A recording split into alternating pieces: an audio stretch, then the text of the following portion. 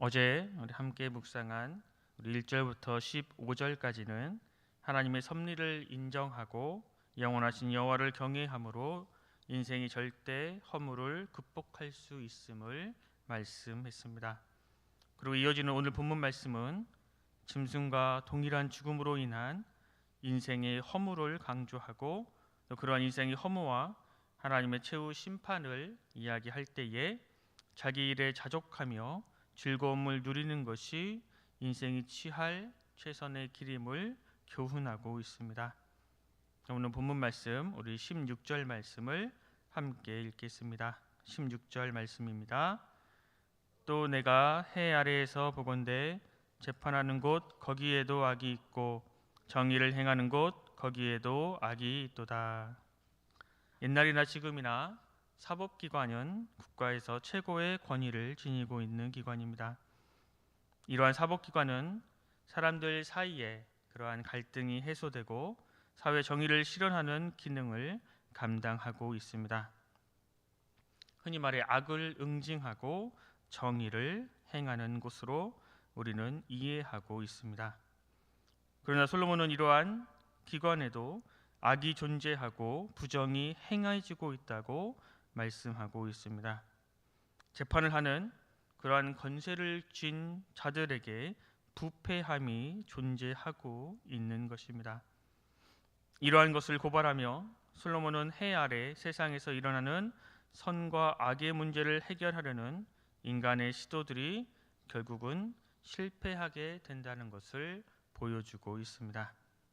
또한 이 모든 문제들을 궁극적으로 해결하실 분은 오직 하나님 한 분밖에 없음을 이야기하고 있습니다. 본문 17절 말씀을 제가 읽겠습니다. 내가 내 마음속으로 이르기를 의인과 악인을 하나님이 심판하시리니 이는 모든 소망하는 일과 모든 행사에 때가 있음이라 하였으며. 이 세상을 보면 악인들이 득세합니다. 죄를 짓고 양심을 속이고 사는 사람들이 더 높은 지위를 가지고 또 더 많은 부를 가지고 살아가고 있습니다. 이에 비해 의인들은 억울한 일을 당하고 또 그런 악인들에 비해 부나 권력들이 더 적은 것처럼 부조리한 현실이 우리가 살아가고 있습니다. 솔로몬의 눈에 보이는 이런 상황에서 솔로몬은 눈을 돌려 하나님께서는 반드시 이러한 것에 대한 심판이 있을 것이라는 확신을 가지고 이 세상에 가득한 죄의 문제를 반드시 하나님께서 해결해 주실 것을 고백하고 있습니다. 17절 말씀에 모든 소망하는 일과 모든 행사에 때란 표현이 있는데 이것은 하나님께서 이 세상에서 벌어지는 인간의 모든 죄악에 대한 보응과 징벌을 내리실 때를 가리키고 있습니다. 이때가 오면 하나님께서는 악인들을 심판하시고 이 세상에서 악의 원인인 죄를 원천적으로 제거하시며 선한 일에 대한 보상을 하실 것입니다. 이러한 궁극적인 심판의 날을 기다리는 것이 곧 우리 그리스도인들의 삶입니다. 솔로몬은 이러한 마지막 때를 기다리고 살아가는 것이 또 인생의 지혜임을 말해주고 있습니다. 따라서 이 세상이 전부라고 생각하며 재물을 위해서 양심을 팔고 비윤리적인 일을 저지르는 사람들은 반드시 하나님의 때에 하나님의 심판을 받게 될 것입니다. 그리고 마지막 날에 있음을 믿는 우리 거룩한 하나님 나라의 백성은 언제나 지금 우리가 하는 일이 하나님께서 보실 때에 과연 이것이 옳은 일인지 과연 이것이 바른 것인지 판단하며 하나님의 말씀에 순종하며 살아가야 하는 것입니다.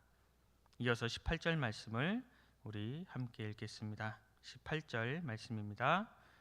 내가 내 마음속으로 이르기를 인생들의 일에 대하여 하나님이 그들을 시험하시리니 그들이 자기가 짐승과 다름이 없는 줄을 깨닫게 하려 하심이라 하였노라.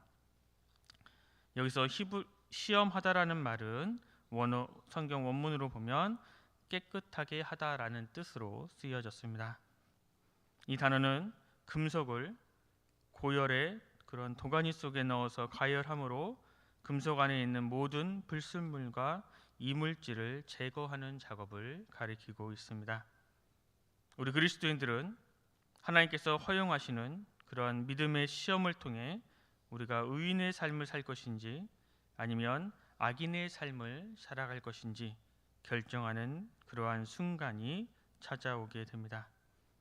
이러한 시험 속에서도 하나님을 의지하고 그러한 고난 속에서도 하나님을 향한 소망을 잊지 않고 하나님을 온전히 붙들고 살아가는 자는 그러한 시험을 통과하여 거룩하고 또 승군과 같은 정결한 모습으로 나타날 것입니다.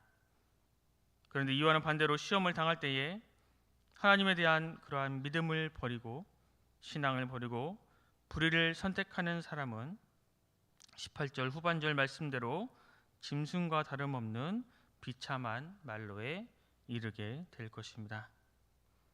태어나서 살아가다가 죽음을 기다리는 동물들처럼 악인들 역시 삶에 아무런 의미도 발견하지 못한 채 죽음 밖에는 그들을 기다리는 것이 없게 되는 것입니다.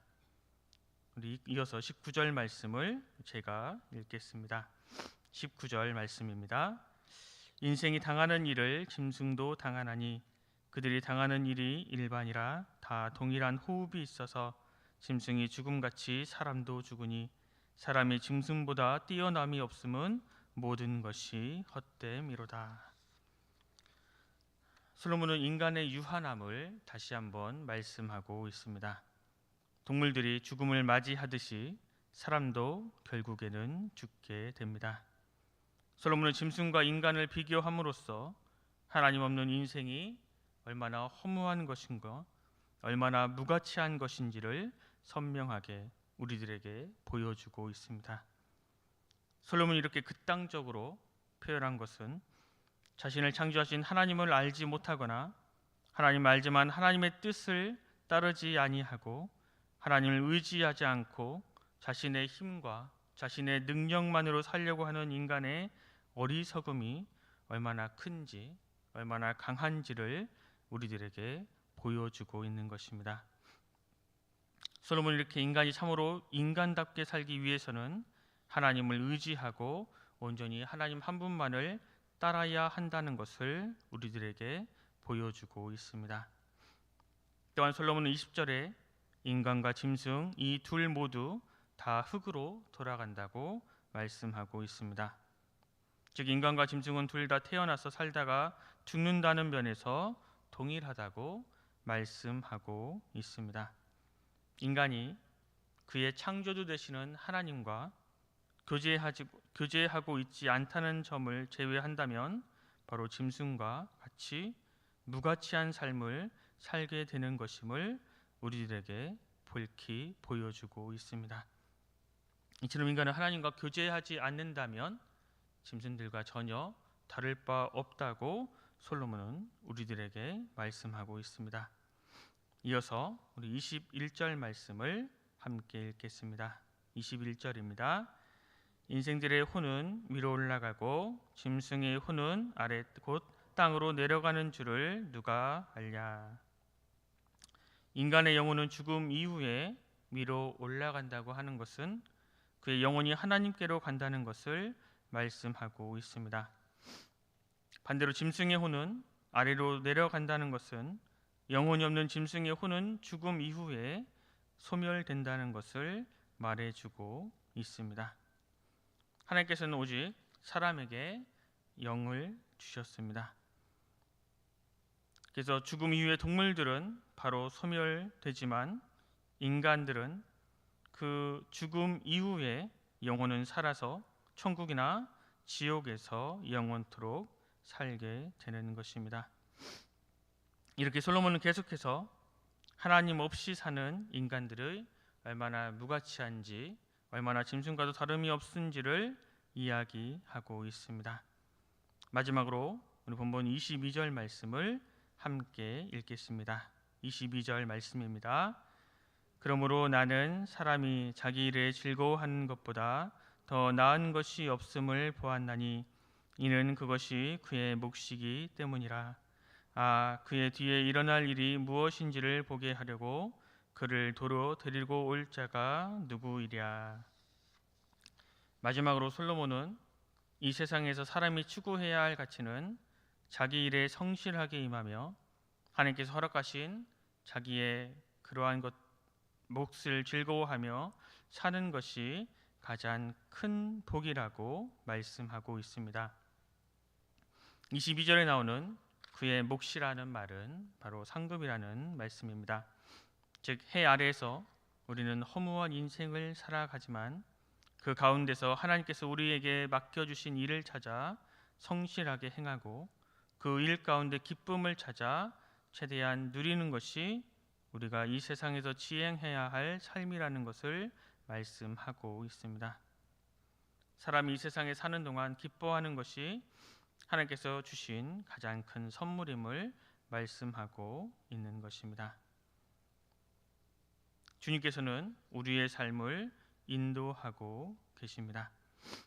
그 사실을 믿고 오늘 하나님께서 우리에게 주신 사명에 최선을 다해 또 하나님 말씀에 충성하며 살아가는 것이 바로 우리의 본분입니다. 오늘 하루를 살아갈 때도 주님께서 맡겨주신 사명들을 최선을 다해 충성하며 그 가운데 하나님을 기뻐하며 살아갈 수 있는 우리 모두가 될 수 있기를 간절히 소망합니다. 기도하겠습니다. 사랑의 하나님, 오늘도 우리에게 새로운 한 날을 주셔서 주님의 말씀을 듣고 묵상하며 하루를 시작하게 하시니 감사합니다. 주님, 우리를 하나님이 허락하신 시간 속에서 살아가게 하시니 감사합니다. 그러나 우리는 세상의 가치관을 쫓고 그 힘을 얻기 위한 헛된 노력에 빠져 있었음을 고백합니다. 또 하나님이 주신 때와 기한 속에 불평과 불만이 있었고 하나님의 관점으로 세상을 바라보는 그러한 노력을 게을리했음을 고백합니다. 주님, 이러한 저희를 용서하여 주시옵소서. 그래서 이전의 모든 것들은 다 내어버리고 이제는 주님이 주신 삶 속에서 하나님만을 힘입고 하나님과 동행하며 하나님과 온전히 살아가는 그러한 복된 삶을 살아가게 하여 주시옵소서. 세상의 지혜나 나의 어떤 것을 의지하거나 따르는 것이 아니라 오직 하나님 말씀을 기준으로 삼아 주님이 원하시는 그러한 복된 삶을 살아가게 하여 주시옵소서. 또 그러한 삶을 통해 하나님의 살아계심이 이 세상에 증거하게 하여 주시고 하나님의 사랑과 하나님의 은혜를 전파하며 살아가는 또 축복의 통로가 되게 하여 주시옵소서.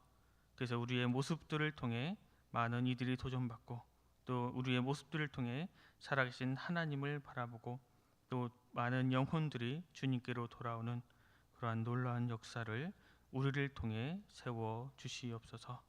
오늘 하루를 살아갈 때에도 주님의 말씀을 기준으로 삼고 주님의 말씀만을 순종하며 살아가는 거룩한 하나님 나라의 백성이 되게 하여 주시옵소서. 모든 것 감사드리며 귀하신 예수 그리스도 이름으로 간절히 기도드립니다. 아멘.